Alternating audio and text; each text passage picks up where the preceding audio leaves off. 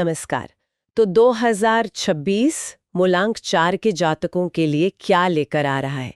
क्या ये साल संघर्ष का होगा या फिर सफलता का? अंकशास्त्र अक्सर हमें एक दिशा दिखाता है और आज हमारे पास जो विश्लेषण है वो मूलांक 4 के लिए एक बहुत ही दिलचस्प तस्वीर पेश कर रहा है। आज हम इसी की गहराई से पड़ताल करेंगे। बिल्कुल।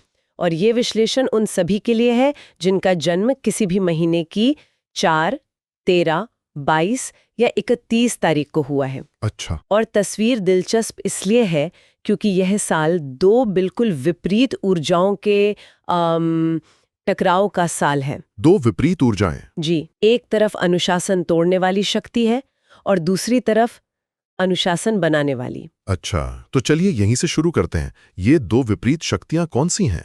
हमारे विश्लेषण का मूल ज्योतिषीय समीकरण क्या कहता है? देखिए, मूलांक 4 का स्वामी है राहु। राहु यानी नियमों को चुनौती देना, लीक से हटकर सोचना और वो अचानक अप्रत्याशित घटनाएं। ठीक है। और जब हम साल 2026 का योग करते हैं, यानी 2 + 0 + 2 + 6, तो हमें मिलता है 10, जिसका मतलब है 1। और अंक 1 का स्वामी है सूर्य। बिल्कुल, सूर्य यानी सत्ता, अनुशासन, नियम और प्रकाश। राहु और सूर्य मतलब एक छाया ग्रह और दूसरा प्रकाश का स्रोत। ज्योतिष में तो इसे ग्रहण योग से जोड़कर देखा जाता है, जहां एक छाया प्रकाश को ढक लेती है। हाँ। इसका मतलब तो भ्रम और अंधेरा हुआ, है ना? हाँ, ज्योतिष में इसका अर्थ यही होता है। सोचिए, जब सूरज पर ग्रहण लगता है तो दिन में ही अंधेरा और भ्रम की स्थिति बन जाती है। सही बात है। अंकशास्त्र में ये संयोजन कुछ वैसा ही है, लेकिन यहाँ एक ट्विस्ट है। अच्छा। ये टकराव विनाशकारी होने के बजाय अचानक सफलता और सत्ता का योग भी बनाता है। वाह! इसे आप ऐसे समझिए कि 2026 मूलांक 4 के लिए एक ऐसी सुपरकार की तरह है जिसमें बहुत पावरफुल इंजन मतलब सूर्य लगा है, लेकिन उसका स्टीयरिंग व्हील यानी राहु कभी-कभी अपने आप घूमने लगता है। मतलब मंजिल पर तो पहुंचाएगी, लेकिन रास्ते में झटके बहुत लगेंगे। बिल्कुल, साल की मुख्य थीम यही है, संघर्ष के माध्यम से सफलता। वाह, ये एनालॉजी तो सब कुछ साफ कर देती है। यानी गाड़ी बहुत तेज भागेगी पर उसे संभालना एक चुनौती होगी। जी। अगर स्वभाव में ही इतनी उथल-पुथल रहेगी तो 2026 में मूलांक 4 के लोगों का व्यक्तित्व कैसा रहेगा? विश्लेषण बताता है कि वो बहुत ऊर्जावान और यहाँ तक कि विद्रोही महसूस कर सकते हैं। बिल्कुल, और इसी के दो पहलू हैं। सकारात्मक पक्ष यह है कि उनकी तार्किक शक्ति मतलब लॉजिकल थिंकिंग कमाल की होगी। अच्छा। राहु की वजह से वो ऐसी समस्याओं का समाधान निकाल पाएंगे जहां बाकी सब हार मान चुके होंगे। वो कहेंगे, अगर सीधा रास्ता काम नहीं कर रहा तो हम दीवार तोड़कर निकल जाएंगे। मतलब आउट ऑफ द बॉक्स सोच। हाँ, और ये सोच उन्हें बहुत आगे ले जाएगी। तो ये तो वही बात हुई कि इंजन फरारी का है, लेकिन जैसा आपने कहा स्टीयरिंग व्हील का क्या? चुनौती कहाँ आएगी? चुनौती आएगी जुबान पर। जुबान पर। वाणी में एक अजीब सी कठोरता और बेवजह का गुस्सा आ सकता है। राहु जब हावी होता है तो व्यक्ति बिना सोचे समझे ऐसी बात कह जाता है जो बने बनाए काम और रिश्ते बिगाड़ देती है। इस विश्लेषण में एक खास सलाह है कि इस साल अकेले चलने की जिद बहुत महंगी पड़ सकती है। जब भी भ्रम की स्थिति बने, किसी अनुभवी व्यक्ति से सलाह लेना, वो एक सुरक्षा कवच की तरह काम करेगा। मतलब दिमाग तो तेज चलेगा, लेकिन जुबान पर लगाम जरूरी है। अगर स्वभाव में इतनी बगावत और ऊर्जा रहेगी तो इसका असर सीधे सीधे काम और करियर पर तो पड़ेगा ही। देखते हैं वहां क्या होने वाला है। हाँ, करियर के मोर्चे पर यह रस्साकशी सबसे ज्यादा दिखेगी। जो लोग नौकरी पेशा हैं, उनके लिए हमारे विश्लेषण में एक चेतावनी है। हाँ, एक चेतावनी है। ऑफिस की राजनीति का शिकार हो सकते हैं। लेकिन ये राजनीति होगी क्यों? क्या इसका मतलब है कि लोग इनकी बातों का गलत मतलब निकालेंगे या सीनियर्स के साथ ईगो क्लैश होगा? क्योंकि सूर्य तो सत्ता का प्रतीक है। आपने बिल्कुल सही नस पकड़ी है, यही होगा। अच्छा। अपनी योजनाओं को गुप्त रखने पर बहुत जोर दिया गया है। अपना काम चुपचाप करते रहें, सूर्य की ऊर्जा सही समय पर उसे सबके सामने ले आएगी। और किन लोगों के लिए ये साल अच्छा रहेगा? तकनीकी क्षेत्र मतलब IT, रिसर्च और इंजीनियरिंग से जुड़े लोगों के लिए साल शानदार बताया गया है। राहु और टेक्नोलॉजी का एक गहरा नाता है। सूर्य की ऊर्जा उन्हें उनके काम के लिए पहचान दिलाएगी, कोई बड़ा प्रोजेक्ट या प्रमोशन मिल सकता है। अच्छा। यहाँ तक कि अचानक ट्रांसफर या कोई नई बड़ी जिम्मेदारी मिलने की भी पूरी संभावना है। और जो लोग अपना व्यापार कर रहे हैं उनके लिए क्या संकेत है? यहाँ कहानी थोड़ी अलग है। ये विश्लेषण साफ कहता है कि व्यापार में खासकर जहां जोखिम शामिल हो वहां बहुत सावधानी बरतनी होगी, जैसे शेयर बाजार या सट्टा लॉटरी। ये तो थोड़ा विरोधाभासी लगता है। एक तरफ आप कह रहे हैं कि ये अचानक सफलता का साल है और दूसरी तरफ व्यापार में जोखिम से बचने की सलाह। बहुत अच्छा सवाल है। देखिए, अचानक सफलता का मतलब जुए में जीतना नहीं है। अच्छा। यहाँ राहु का भ्रम आपको ऐसी स्कीम में फंसा सकता है जो ऊपर से बहुत आकर्षक लगे लेकिन अंदर से खोखली हो। सूर्य की ऊर्जा मेहनत और सही रास्ते से सफलता देती है। तो फिर तो जो लोग आयात निर्यात या विदेशी व्यापार जैसे स्थापित कामों में हैं, उन्हें बड़ा धन लाभ होने के योग हैं, लेकिन जो शॉर्टकट ढूंढ रहे हैं उन्हें राहु का भ्रम नुकसान पहुंचा सकता है। अच्छा, तो मतलब नौकरी में पहचान मिलेगी लेकिन व्यापार में वही राहु धोखा दे सकता है। ये एक ही ऊर्जा के दो अलग-अलग असर है। बिल्कुल। और पार्टनरशिप में काम करने वालों के लिए उनके लिए एक ही मूल मंत्र है, पारदर्शिता। ट्रांसपेरेंसी। जी, जरा सी भी गलतफहमी या कम्युनिकेशन गैप रिश्तों में ऐसी दरार ला सकता है जिसे भरना मुश्किल हो जाए। हर छोटी बड़ी बात अपने पार्टनर से साफ साफ करें। करियर में तो ये संघर्ष और सफलता की रस्साकशी चलेगी, पर क्या पैसों के मामले में भी यही कहानी है या यहाँ राहु और सूर्य का खेल कुछ अलग है? विश्लेषण कहता है कि ये वर्ष अचानक लाभ वाला रहेगा जी। और आर्थिक मोर्चे पर यह संयोजन अपना सबसे मजबूत प्रभाव दिखा सकता है। अचानक लाभ का मतलब है ऐसी जगह से पैसा आना जिसकी उम्मीद ही छोड़ दी हो। जैसे? हो सकता है कोई सालों से फंसा हुआ पैसा वापस आ जाए या किसी पैतृक संपत्ति से अचानक कोई बड़ा हिस्सा मिल जाए।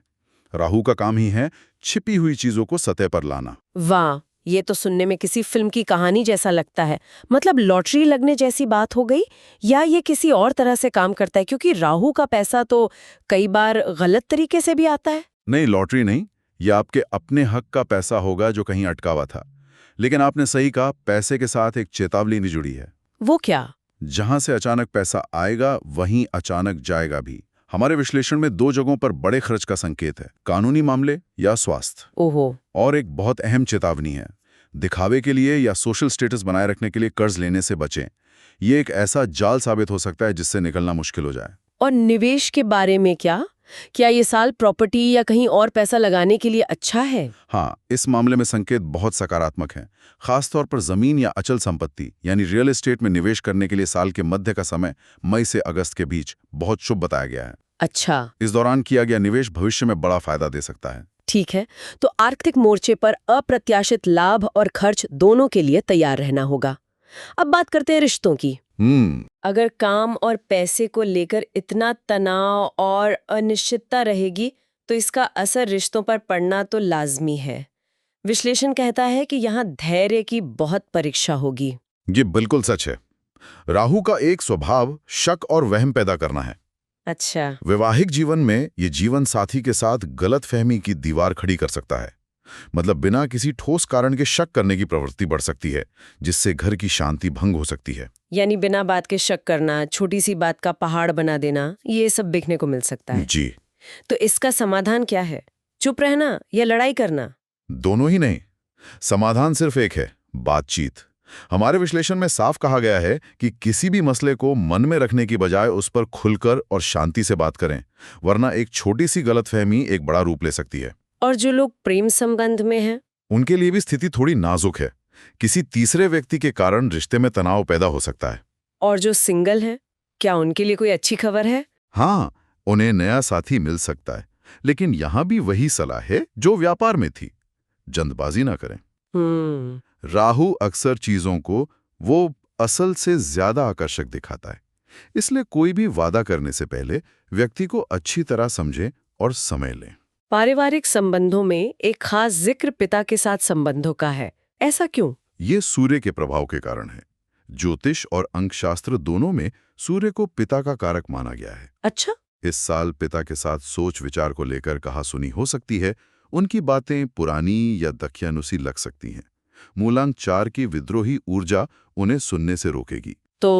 लेकिन विश्लेषण सलाह देता है कि उनकी बातों को नजरअंदाज ना करें, क्योंकि उनका अनुभव आपको किसी बड़ी मुसीबत से बचा सकता है। तो रिश्तों के मामले में ये साल संवाद, धैर्य और बड़ों की सलाह मानने का है। चलिए अब स्वास्थ्य पर आते हैं। इतनी भाग दौड़ और मानसिक तनाव का असर सेहत पर तो पड़ेगा ही। बिल्कुल। विश्लेषण की भाषा इस मामले में काफी सीधी है। स्वास्थ्य को लेकर लापरवाही महंगी पड़ सकती है। राहु का सीधा असर हमारी मानसिक स्थिति पर पड़ता है, इसलिए मानसिक तनाव और अनिद्रा यानी इंसोम्निया जैसी समस्याएं परेशान कर सकती हैं। मतलब दिमाग हर समय चलता रहेगा। हाँ, दिमाग हर समय रेस लगा रहा होगा, जिससे शरीर को आराम मिलना मुश्किल हो सकता है। और शारीरिक स्वास्थ्य के बारे में कोई खास चेतावनी? हाँ, 2 चीजों पर ध्यान देना होगा। एक तो संक्रमण यानी इन्फेक्शन, और दूसरा त्वचा से जुड़ी समस्याएं। और लेकिन सबसे महत्वपूर्ण चेतावनी जो इस विश्लेषण में बार-बार दोहराई गई है, वो है वाहन चलाने को लेकर। अच्छा। राहु की अचानक वाली ऊर्जा यहाँ खतरनाक साबित हो सकती है। दुर्घटना के योग बन सकते हैं, इसलिए वाहन चलाते समय गति पर नियंत्रण और पूरा ध्यान रखना बेहद जरूरी है। फोन पर बात करना या दिमाग में कुछ और चलना बहुत भारी पड़ सकता है। तो हमने चुनौतियों की गहराई से बात कर ली, अब आते हैं समाधान पर। जी, 2026 की इन चुनौतियों से निपटने और अवसरों का पूरा लाभ उठाने के लिए क्या किया जा सकता है? जी, विश्लेषण में कुछ शुभ कारकों और उपायों का भी जिक्र है। जी। पहले कुछ शुभ कारकों की बात करते हैं, जो इस साल की ऊर्जा के साथ तालमेल बिठाने में मदद करेंगे। शुभ रंग बताए गए हैं नीला, स्लेटी और खाकी। और कोई रंग जिससे परहेज करना हो? हाँ, काले रंग से परहेज करने की सलाह है। शुभ दिन है शनिवार और बुधवार, और शुभ अंक हैं 4, 5, 6 और 8। रत्न के बारे में भी कुछ है? गोमेद रत्न पहनने की भी सलाह है, लेकिन एक बड़ी चेतावनी के साथ। केवल कुंडली दिखाकर और किसी विशेषज्ञ से सलाह लेकर ही इसे पहने। ये जो उपाय सुझाए गए हैं, ये सिर्फ परंपरा है या इनके पीछे कोई अंकशास्त्रीय लॉजिक भी है? इनके पीछे गहरा लॉजिक है। ये उपाय राहु की नकारात्मक भटकाने वाली ऊर्जा को शांत करने और सूर्य की सकारात्मक रास्ता दिखाने वाली ऊर्जा को बढ़ाने के लिए हैं। जैसे सबसे पहला उपाय है गणेश वंदना। प्रतिदिन भगवान गणेश को दुर्वा अर्पित करने को कहा गया है।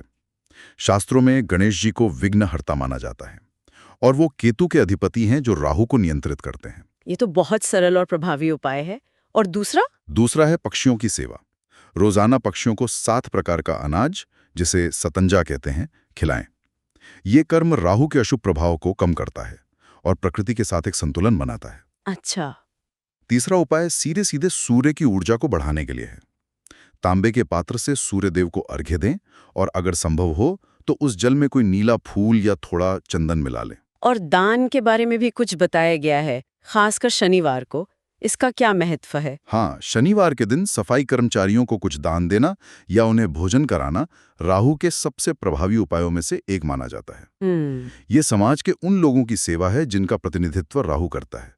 इससे राहु प्रसन्न होता है। तो अंत में मानसिक शांति के लिए एक मंत्र है।